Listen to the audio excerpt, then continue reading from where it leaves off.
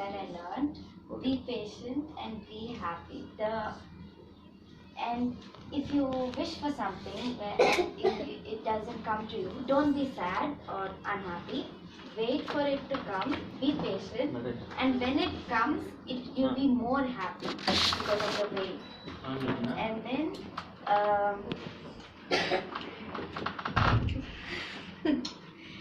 when we are earning money, we'll also have expenses and we'll be spending. We'll be having wants and needs. Needs are something that are really essential in our life.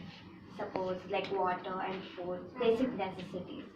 I go to school, so I'll have the school uniform, books as my needs. But what are wants for me then? Wants are the things that I would like to have, my wishes, my desires, which things I would like to own. Those are my wants. But we have to always postpone our wants and take care of our needs first. After finishing with our needs, the extra money we should save and we should invest in something, and then with that money we should fulfill our wants. Those are really important things.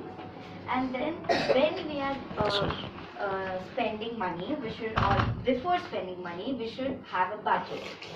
We have a list and we should have a budget. After spending, we should account what all we have spent, and that way we can save money and have an account of what we are having. Yeah. Beautiful.